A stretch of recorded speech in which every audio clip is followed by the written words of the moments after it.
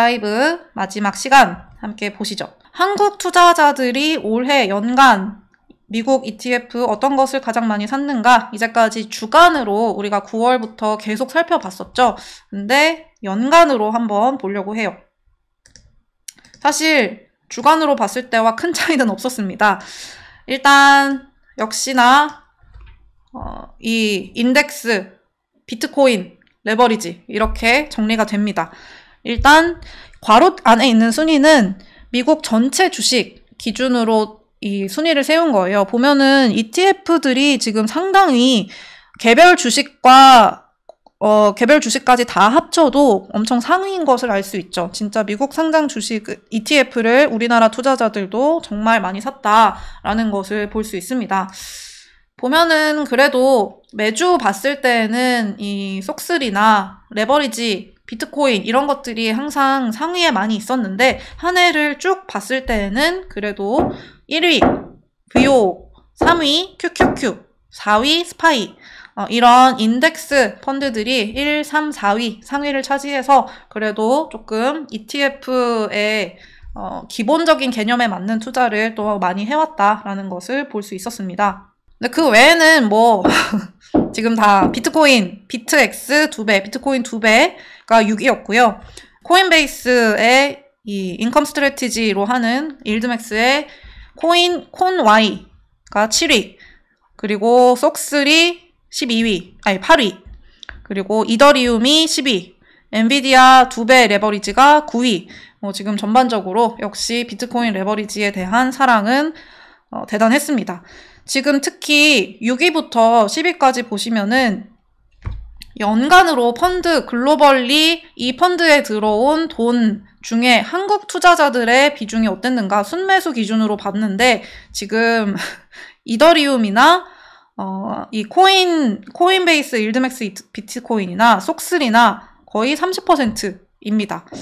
사실상 미국 레버리지 ETF를 우리 한국인들이 먹여 살리고 있다라고 봐도 과언이 아닌 수치죠. 네, 그리고 2위가 역시 슈드였죠. 슈드 사랑, 한국인들의 슈드 사랑이 계속 됐는데요. 이것도 사실 한국 투자자들 비중이 9.4%예요. 전 세계적으로 한국 투자자들이 특히 더 많이 사들이는 것을 볼 수 있는데 사실 슈드에 대해서 한번 이 ETF 딥다이브를 통해서 따로 다룬 적이 있었죠. 슈드가 진짜 그렇게 최선인가? 사실 다시 한번 조금 볼 필요가 있는 것 같아요. 슈드의 장점, 물론 대형 펀드고 보수도 낮고 분배율이 좋죠. 오랫동안 가져갈 수 있는 약간 연금처럼 생각하고 투자하시는 한국인들이 많습니다. 그런데 슈드가 단점도 분명히 있다라는 것을 몇 번 말씀드렸습니다. 첫 번째, 변동성이 상당히 높아요. 사실 이런 배당 중심의 주식은 우리가 좀 변동성이 낮게 쭉 가져갈 수 있다라고 생각을 하기 쉬운데 슈드는 변동성이 좀 높습니다. 물린 사람들도 충분히 나올 수 있는 비자발적인 장기 투자를 해야 되는 그런 상황이 나타날 수 있는 거죠. 5년 평균 변동성을 보면 스파이가 18%인데 슈드가 17.4%입니다. 사실상 거의 비슷한 거죠. 그럴 거면 그냥 S&P를 사는 것이 수익률이 성과가 더 좋을 수 있다라고 볼 수 있는 거예요. 위험 조정, 이렇게 변동성을 조정한 수익률까지 보면은 스파이가 더 좋다고 합니다. 앰플리파이 ETF에서 분석해주신 바에 따르면은요. 물론, 그래도 이 배당, 따박따박, 인컴을 받는다라고 하는 것에서 매력을 느끼고 이제 슈드를 사시는 분들도 당연히 있겠죠. 이렇게 내 눈에 보이는 인컴이 중요하다면은 배당주가 물론, 이 강점이 있습니다. 근데, 최근에는 이 인컴에 초점을 맞춘 액티브 커버드 콜 펀드들이 또 많잖아요. 대표적인 게 제피죠. 그래서 이런 인컴에 초점을 맞춘 액티브 펀드들과 비교를 했을 때 그렇다면 슈드가 더 엣지가 있느냐? 꼭 그렇지는 않다는 거예요. 대표 상품 제피랑 비교를 해보시면 이게 파란색, 짙은 파란색이 제피인데 이게 11월까지의 그 상승률입니다. 이거 한번 다룬 적이 있어서 제가 그거 그대로 가져온 거예요.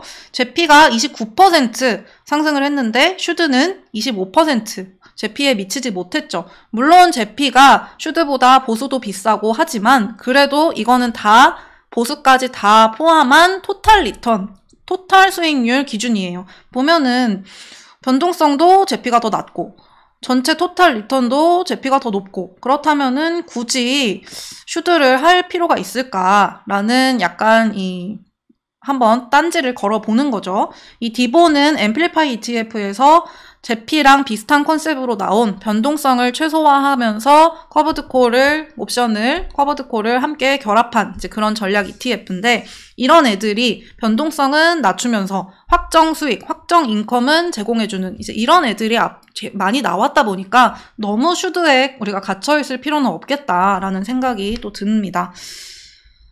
네, 이런 점들 좀 볼 필요가 있겠고요. 두 번째로 이제 미국으로 넘어가죠. 미국 ETF, 미국 투자자들은 올해 ETF 어떤 것을 많이 사고 많이 자금이 빠져나갔는가? 얘는 절대 금액으로 본 겁니다. 지금 제가 음영 쳐놓은 1, 2, 5, 7, 8, 12 모두 인덱스 ETF예요. 결국은 특히 그 중에서도 다 대형주죠. 대형주 인덱스 매수세가 굉장히 강했다라는 것을 볼 수 있습니다. 아무래도 S&P 500이 26%, 나스닥이 30% 상승하면서 워낙 강세를 보였다 보니까 이런 인덱스 ETF가 가장 좋은 선택이었겠죠. 전 세계에서 미국 투자자들뿐만 아니라 전 세계에서 지금 들어온 자금들이 굉장히 많기 때문에 대표지수 ETF들이 가장 자금 유입이 컸고요. 1위 VO, 2위 IVV, 8위 SPY, 10위 RSP 얘네가 다 S&P 500 추종하는 애들입니다. 10위 RSP는 이 동일 비중으로 S&P 500을 추종하는 애여서 500개 기업을 다 동일한 비중으로 넣은 거예요. 아무래도 이 앞에 3개는 그 시가총액에 따라서 그 비중을 달리하고 있기 때문에 대형주들이 이제 과대 대표되는 이제 그런 경향이 있죠. 근데 나는 이제 매그니피선트 7보다 S&P 493에 더 베팅을 하겠어라고 한다면은 이 RSP를 투자하는 것이 더 맞는 투자가 되겠죠. 그리고 5위에 있는 QQQ 나스닥이죠. 좀 젊으신 분들, 나는 역시 기술주에 베팅하겠다라고 하시는 분들은 내년에는 이 S&P 500보다는 QQQ 노출을 더 늘리는 게 맞는 투자가 될 겁니다. 저도 내년에는 사실 지금은 S&P가 더 많이 갖고 있는데 QQQ를 좀 늘릴까 생각을 하고 있습니다. 참고로 QQQ랑 비슷한 똑같은데 QQQ보다 보수가 더 저렴한 애가 있습니다. QQQM이에요. 뒤에 M만 붙이시면 돼요. QQQ 보수율이 0.2%인데 QQQM은 0.15%입니다. 둘 다 인베스코에서 만든 건데 QQQ는 1999년에 나온 이제 나스닥 최초 ETF고요. QQQM은 나온 지 얼마 안 됐어요. 2020년에 상장이 됐습니다. 물론 이제 업력이 다르니까 당연히 QQQ가 규모나 평균 거래량이나 월등히 높습니다. 그래서 이제 유동성이 나는 걱정된다 하시는 분들은 QQQ로 가는 게 맞는데 나는 단 5bp라도 아끼겠다. 그리고 싼 게 더 좋다 하시면 QQQM 보셔도 괜찮아요. 왜냐면 QQQM도 워낙 유동성이 풍부합니다. 호가 스프레드가 0.01%밖에 안 돼요. 호가 스프레드 ETF 딥다이브에서 여러 번 본 개념이죠. 이제 이게 좁으면 좁을수록 내가 팔고 싶은 가격에 팔 수 있는 이제 그런 것을 의미하는 겁니다. 작으면 작을수록 좋은 거예요. 0.01%면은 거의 유동성 문제가 하나도 없다라고 봐도 되는 숫자입니다. 그리고 채권 ETF도 상위권에 있는데 지금 보면은 6위에 AGG, 9위에 BND 얘네가 이제 둘 다 채권 ETF죠. 근데 이제 이거는 사실 이제 기관 투자자들이나 이 파이낸셜 매니저들, 자산 관리자들이 좀 채권 비중을 포트폴리오 조금 채워 넣기 위해서 산 게 아닌가. 이제 그러느라고 좀 유입 금액이 있었던 것으로 생각이 되고요. 올해 사실 채권 투자자들은 올해도 힘들었죠. AGG랑 BND 둘 다 연초 대비 1.7% 하락했습니다. 지금 마이너스를 결국 면치 못했고요. 그리고 올해 가장 화제였던 아이빗 크립토 ETF 아이빗이 3위였습니다. 정말 역사적인 한 해였는데 현물 ETF가 1월에 출시가 되자마자 정말 큰 돈이 들어왔고 뒤로 갈수록 엄청나게 많은 자금이 유입되면서 1년 만에 530억 달러라는 엄청난 유입을 기록을 했습니다. 역사상 이렇게 하나의 ETF에 돈이 많이 들어온 게 처음이래요. 역사상 가장 성공적인 ETF로 지금 기록이 되게 됐고요. 내년 크립토 ETF는 계속 성장세가 기대가 되고 있습니다. 한국은 참 슬프죠. 네. 지금 1, 2, 8위가 다 S&P 500 ETF잖아요. 지난번에도 한번 이런 S&P 500 ETF들의 차이점을 한번 다뤄본 적이 있는데 오늘은 표로 다시 한번 준비를 해봤어요. S&P 500 인덱스 ETF들이 크게 4개가 있습니다. 얘네는 다 그 동일 비중 제외한 거고요. 스파이, VOO, IBB, 그리고 SPLG라는 것이 또 있습니다. SPLG가 이 미국 개인 투자자들이 또 VOO랑 비교해서 많이 투자하는 애라고 하더라고요. 왜 그런가 보니 보수가 가장 저렴합니다. 보면은 SPLG도 스파이랑 똑같이 스테이트 스트릿에서 운영하는 건데 얘는 2005년에 나왔어요. 스파이가 1993년에 이제 전 세계 최초 ETF로 등장을 했죠. 그러다 보니까 보수가 0.0945%로 이 인덱스 ETF들 중에서는 좀 높은 편입니다. 아무래도 최초였고 그만큼 규모도 크고 하니까 그렇게 낮출 요인이 별로 없었죠. 그런데 그 다음에 IBB, 아이쉐어즈랑 아이쉐어즈 블랙락 그리고 이 뱅가드에서 0.03%라는 낮은 보수로 S&P 500 ETF를 출시해가지고 이제 야금야금 많이 가져갔죠. 그러고 나니까 SPLG라는 저렴한 보수의 ETF를 출시를 새로 한 겁니다. 이게 보수가 원래 0.03%였는데 작년에 0.02%로 더 내렸대요. 이제 그러니까 조금 더 저렴한 것이 생겼네 하면서 미국인들은 이제 많이 하고 있다고 하더라고요. 사실 저는 몰랐습니다. 진짜 스파이 ETF의 기존 ETF의 보수율을 낮추지 않고 새로 싼 거를 만든 게 진짜 꼼수인 것 같아요. 어쨌든 뭐 잘 팔리니까 할 필요가 없었겠죠. 기존 거는 냅두고 0.02%의 가장 저렴한 SPLG라는 것도 있다. 다만 이제 얘가 가장 규모가 작고요. 평균 거래량은 그래도 크네요. 평균 거래량은 큰데 규모는 아무래도 좀 제일 작습니다. 그러다 보니까 호가 스프레드가 조금 벌어지긴 하는데 그래도 0.01% 전혀 문제 없는 수준이고요. 나머지 3개는 그냥 내가 100원에 팔겠다 하면 바로 100원에 사가는 이제 그런 호가 스프레드가 아예 없는 이제 그런 아주 훌륭한 유동성을 보여주고 있습니다. 사실 이 4개 다 포트폴리오는 똑같습니다. 똑같은데 성과가 벌어지는 이유는 보수 하나로 보면 될 것 같고요. 보면은 보수가 가장 낮은 SPLG가 그렇다 보니까 단 0.1%포인트라도 더 이 높은 것을 볼 수가 있고요. VOO는 1년 성과로 봤을 때 그래도 SPLG랑 똑같습니다. 이 VOO가 요즘 가장 많이 사랑을 받는 이유가 또 있어요. 그래서 SPLG가 또 가장 저렴해요, 주가도. 그래서 뭐 이제 초기 투자자들 좀 나는 저렴하게 진입하고 싶다 하시는 분들에게 가장 부담 없는 선택으로 좀 보실 필요도 있을 것 같습니다. 그리고 이제 자금 유출이 컸던 애들을 좀 볼까요? 그런데 기본적으로 아까 유입 금액이랑 유출 금액을 비교를 해보시면은 아까 유입 금액 1위 VOO는 1000억 달러 넘게 들어왔거든요. 1년간. 근데 유출 금액이 가장 큰 이 GBTC는 21억 달러밖에 안 되죠. 보면은 전반적으로 ETF에 돈이 들어온 게 훨씬 많았다라는 것을 여기서도 볼 수 있습니다. 전반적으로 굉장히 전체 미국 증시가 불리시했고 ETF도 당연히 굉장히 돈이 많이 들어왔다라는 것을 또 볼 수 있는 대목입니다. 1위는 GBTC, 그레이스케일에서 만든 비트코인 ETF죠. 이게 2013년에 원래 사모펀드로 이 그레이스케일에서 비트코인에 투자할 수 있는 펀드를 만들어서 출범을 했죠. 그러고 나서 2015년에 상장이 됐다가 이제 올해 초에 현물 ETF가 승인이 나면서 얘도 현물 ETF로 기존 펀드에서 ETF로 전환을 한 거예요. 그런데 얘는 처음에 2013년에 사모펀드로 나왔을 때의 그 높은 수수료율을 계속 유지를 하고 있습니다. 1.5%나 돼요. 지금 뭐 IBC나 이런 게 0.25%, 뭐 0.3% 이런 거에 비하면은 수수료가 5배나 더 비싸죠. 이거를 살 이유가 없습니다. 기존에 GBTC를 투자하고 있었던 사람들도 지금 IBC나 다른 데로 다 빠져나가면서 GBTC가 좀 많이 빠져나갔고요.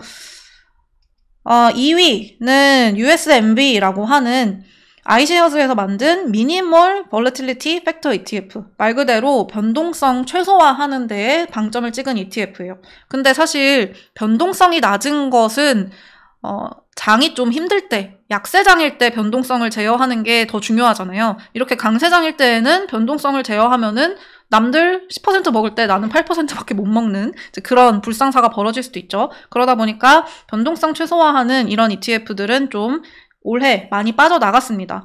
USMV 같은 거는 이 저변동성 ETF 중에서 좀 가장 규모가 큰 것 중에 하나인데요. 변동성이 낮은 유틸리티, 내수산업 이런 애들 위주로 187개 종목을 담고 있습니다. 확실히 변동성이 낮기는 해요. 20일 이평선 기준으로 봤을 때 스파이가 최근 1년간 변동성이 5.4에서 22.3%였는데 얘는 높아봐야 12%였습니다. 확실히 변동성이 낮긴 하죠. 근데 성과가 연초 대비 지금 17%에 그쳤습니다. 그리고 뭐 3년, 10년 넓혀서 봐도 항상 스파이 대비 언더퍼폼을 했어요. 그래서 조금 강세장에서는 역시 별로다. 그래서 많이 빠져나갔고요. 4위, 5위, 6위는 지금 다, 그리고 8위까지 다 채권 ETF들입니다. 역시 금리 변동성에 따라서 그리고 채권이 굉장히 힘들었던 한 해였기 때문에 채권 ETF들 유출이 컸다 볼 수 있죠. 5위에 HYG 얘도 많이 등장했던 애입니다. 하이힐드 정크본드 회사채에 투자하는 ETF죠. 금리가 하락이 시작됐을 때 상당히 수혜주로 주목을 받았었는데 결국 금리가 높게 유지되면서 유출이 더 큰 것으로 나타났고요. 6위의 TFLO 이거는 이제 미국 재무부가 발행하는 변동금리 채권 FRN에 투자하는 ETF입니다. 얘도 이제 3개월마다 단기 변동금리에 따라서 이제 그걸로 이자를 받는 ETF인데 금리 상승기에는 당연히 유리하겠지만 어쨌든 페드가 금리 인하를 하던 시기였기 때문에 좀 자금 유출이 많이 일어난 것 같고요. 또 지금 뭐 채권보다 주식 사면 되는데 라는 기본적인 그게 있죠. 그리고 9위에 아크 돈나무 캐시우드 돈나무 언니의 ETF죠. 아크 이노베이션 ETF가 지금 이런 이 테마주들로서는 유일하게 빠져나갔습니다. 돈이. 이 앰플리파이 ETF에서 분석해 주신 걸로는 변동성이 너무 높은 게 좀 문제가 아니었느냐 하는 분석이 있었습니다. 아크 3년 변동성이 46%나 됐어요. S&P 500이 17%입니다. S&P 500보다 변동성이 무려 3배. 근데 성과는 뭐 그 정도는 아니야 라고 하다 보니까 좀 많이 빠져나간 것으로 보입니다. 올해 내내 유출이 있었고요. 에너지 10위 XLE 에너지 ETF도 올해 에너지가 좀 지지부진했죠. 그러다 보니까 섹터형 펀드 중에 유일하게 유출이 있었습니다. 이거는 최근 이 채권이랑 뭐 비트코인이나 이런 거 다 이제 합해서 본 거잖아요. 좀 주식형 ETF들만 이 따로 뱅크 오브 아메리카에서 분석을 해놨더라고요. 표가 좀 작아서 보이실지 모르겠지만 기본적으로 많이 겹칩니다만은 이 보면은 자금 유출입 어떤 것이 많았느냐 유입이 많았던 거 기본적으로 미국 당연히 미국이죠. 유럽이나 글로벌 ETF 글로벌 시장에 투자하는 ETF들은 자금이 많이 빠져나갔어요. 그리고 인덱스 역시 여기도 VO, IBB, SPY, QQQ, SPLG 여기는 SPLG가 있네요. RSP, QQQM 아까 말씀드린 QQQM 이런 애들이 지금 다 상위에 있었고요. 그리고 성장주, 대형주 이런 애들이 역시 인기가 많았습니다. 올해 기술주와 대형주들이 이끌어간 한 해였다는 것이 또 여실히 드러나죠. 또 하나 특이한 점이 액티브 ETF가 굉장히 전성기였다는 겁니다. 올 한 해 ETF 미국의 이 분석 기사들을 보면은 하나같이 하는 얘기가 액티브 ETF 전성기였다라는 얘기입니다. 그것의 이제 대표 주자가 이 맨 마지막에도 있는 잽Q. 이거는 제피가 S&P 500을 인덱스로 이 커버드 콜을 하는 거라면 잽Q는 QQQ를 기본으로 커버드 콜 액티브 전략을 입힌 거죠. 이 잽Q 같은 애들이 상당히 성공하면서 액티브 ETF에 대한 관심이 엄청나게 커졌다라고 이야기를 합니다. JP모건에 따르면은 올해 11월까지 액티브 ETF가 전체 ETF 순유입액의 27%였고요. 신규 출시된 ETF의 10개 중에 8개가 액티브 ETF였다고 합니다. 이 액티브 ETF에 들어가는 것들이 방금 우리가 얘기한 이런 커버드 콜 ETF도 있지만 뭐 이런 한국인들이 좋아하는 일드맥스 그 네이키드 콜옵션 해가지고 하는 그 옵션만으로 엄청나게 배당 주겠다 하는 이제 그런 애들, 또 싱글 스탁 ETF도 액티브 ETF에 포함이 됩니다. 이제 그런 애들이 엄청나게 또 인기를 끌었죠. 그러면서 지금 이 단순하게 주식을 피킹을 해드립니다 하는 문제가 아니라 굉장히 전략이 다양해지면서 옵션 거래로 인컴을 창출해주는 제피나 잽큐 같은 애들, 디보 같은 애들, 그리고 뭐 이 네이키드 옵션을 통한 일드맥스 ETF들, 그리고 우리가 많이 다뤘던 버퍼 ETF도 마찬가지로 변동성을 줄여주는 액티브한 전략이 들어간 ETF잖아요.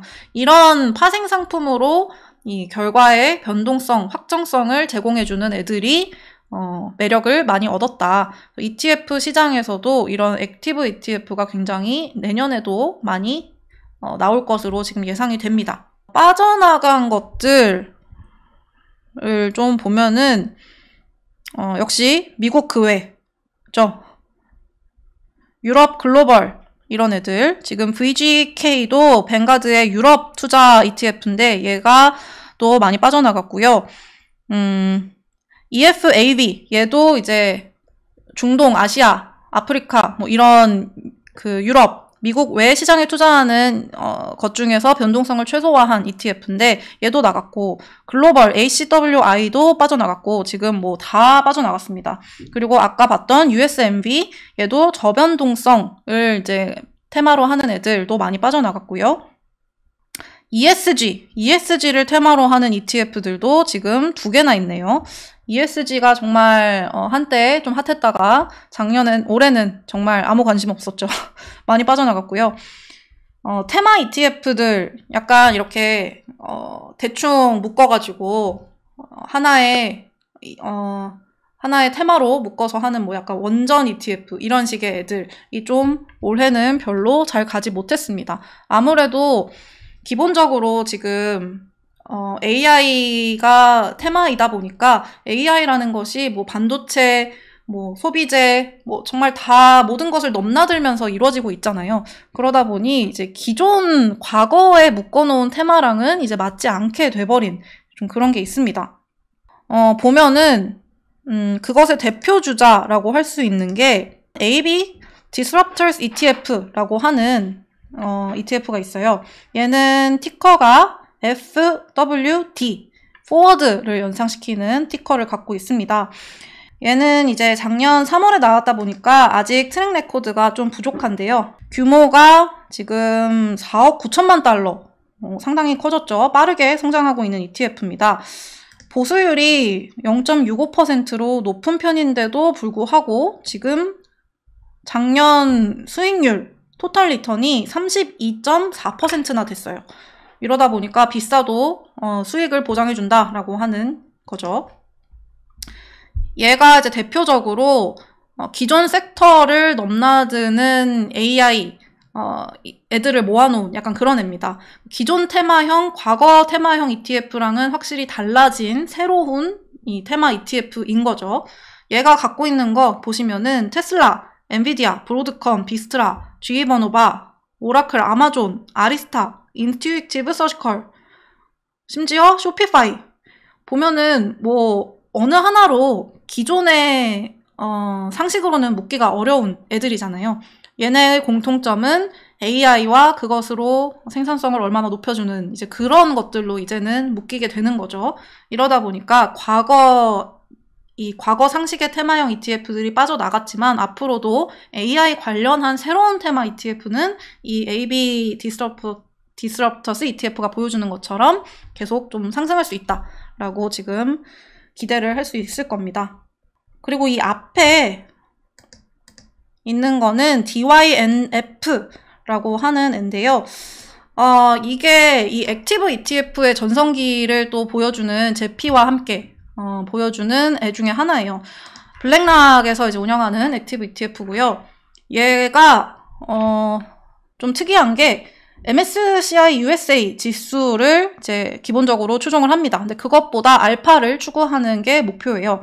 근데 S&P 500과는 조금 다르게 이제 운영을 하겠다라는 건데, 보면은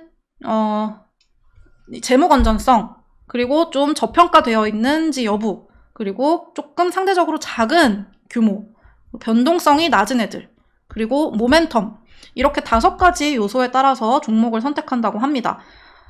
지금 83개 종목을 보유하고 있는데, 사실 보면은 뭐 그냥 대형주들 아니야 싶긴 합니다. 엔비디아, 마이크로소프트, 애플, 아마존 뭐 이런데, 보면은 레나나 엑선모빌이나 이런 애들도 좀 들어가 있죠. 우리가 좀 평소에는 잘 생각하지 않을 것 같은 이제 그런 애들도 좀 들어가 있습니다. 확실히 주식 피킹에, 기업 피킹에 조금 더 특화한 ETF다라는 것을 볼 수 있고요. 얘도 상당히 규모가 커요. 137억 달러에 이르고요. 유동성도 굉장히 뛰어납니다. 호가 스프레드가 0.02% 뛰어납니다. 이게 액티브다 보니까 보수율이 0.27%로 당연히 인덱스보다는 훨씬 높은데, 수익률로 보면은 올해 2024년에 32.3%를 해서 QQQ와 S&P 500을 조금 앞질렀습니다. 3년, 5년으로 다 봐도 괜찮고요. 근데 이제 역시 길게 보면은, 지금 제가 가져온 요 표가 이제 최근 5년을 본 건데, 길게 보면은 역시 그래도 QQQ가 최고였네요. 길게 보면 노란색 QQQ가 142%, 그리고 우리가 지금 보고 있는 DYNF, 얘가 이제 파란색인데 82%, 그리고 S&P 500이 84%. 그래서 역시 이런 강세장에서는 인덱스를 이기기 어렵지만, 그래도 지금 하늘색이 제피거든요. 액티브 ETF 중에서 커버드콜 전략을 써서 인기를 얻고 있는 이 제피보다는 지금 월등하게 퍼포먼스가 좋죠. 역시 강세장에서는 액티브 커버드 콜 ETF를 함부로 쓰는 게 아니다라는 것을 다시 한번 볼 수 있어가지고 가져와 봤고요. 네, 마지막으로 특징 꼽아보면은 저렴한 보수로 지금 많이 가고 있다는 거예요. 지금 보면은 QQQ와 함께 QQQM, 이 미국인들은 많이 사고 있는 것도 그렇고요. 성장주도 이 유입이 많은 애들, 유출이 많은 애들 둘 다 들어가 있어요. 유입이 많았던 것은 VUG고요. 유출이 많았던 거는 IWF입니다. 근데 둘 다 성장주 ETF인데도 왜 VUG는 많이 들어왔고 IWF는 빠졌는가?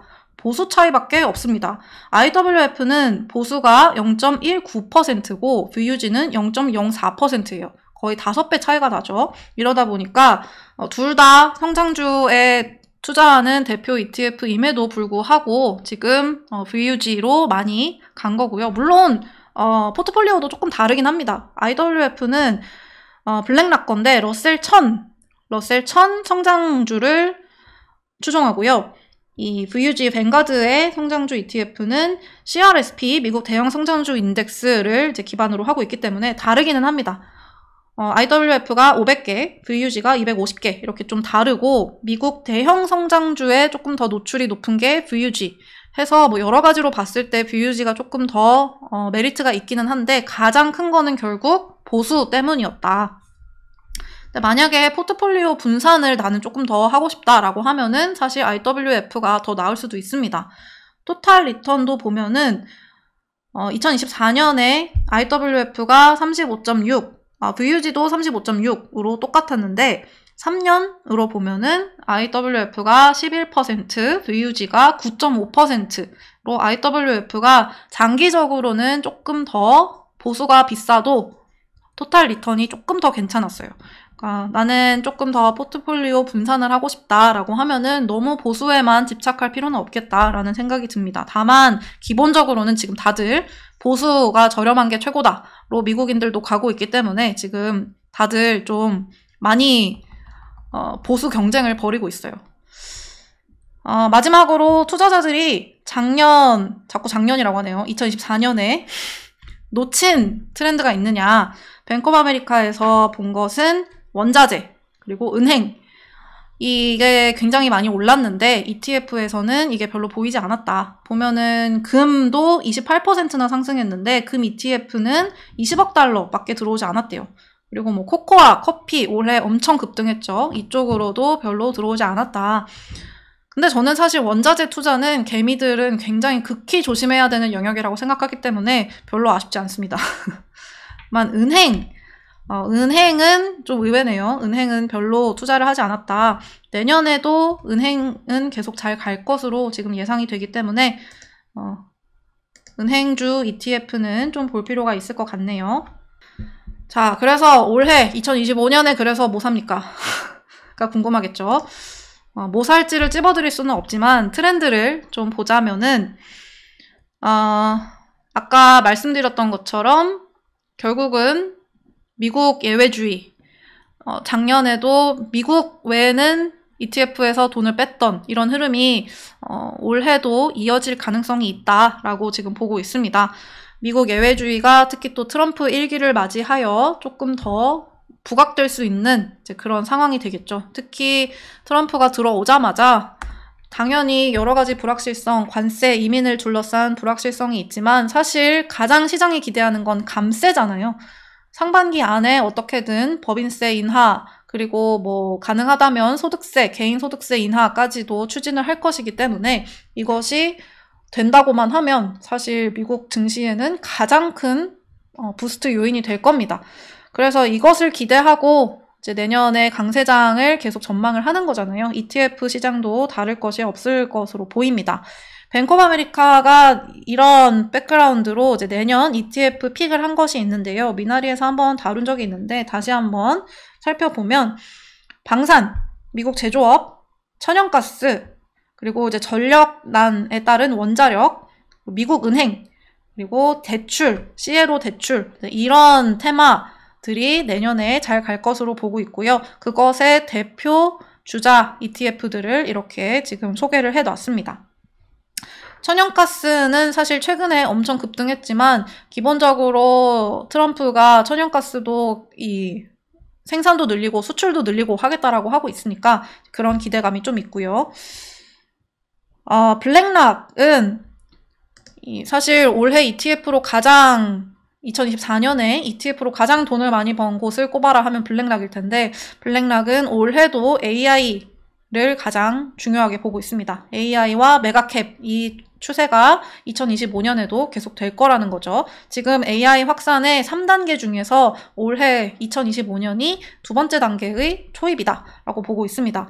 이제 1단계가 이 GPU, 반도체, 칩으로 대표됐던 인프라를 구축하는 빌드 단계였고 두 번째 단계가 이제 어답션, AI를 기업들과 소비자들이 이제 도입하는, 채택하는 이제 단계죠. 여기에 대표 주자들이 소프트웨어가 될 거고요.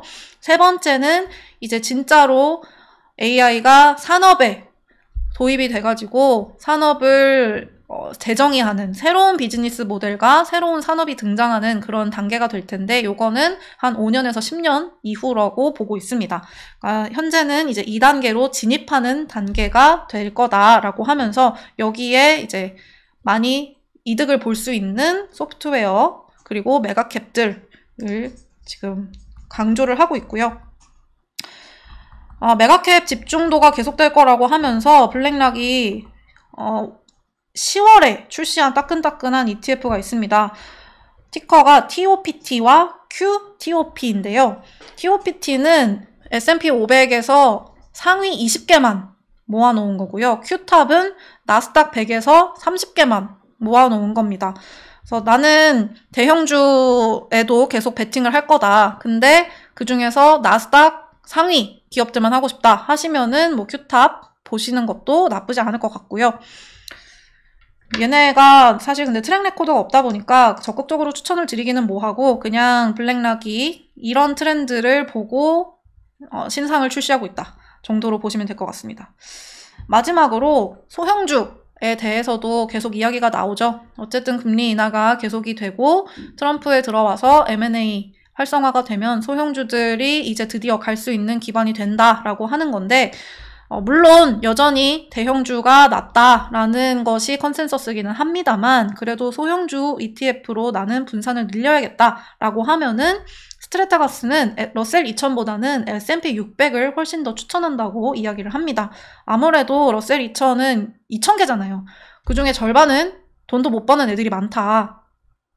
그럴 때에는 좀비 기업도 많이 포함이 되어 있기 때문에 S&P 600을 조금 더 수익성 필터가 있는 S&P 600을 추종하는 ETF들을 봐라 라고 이야기를 하고 있습니다.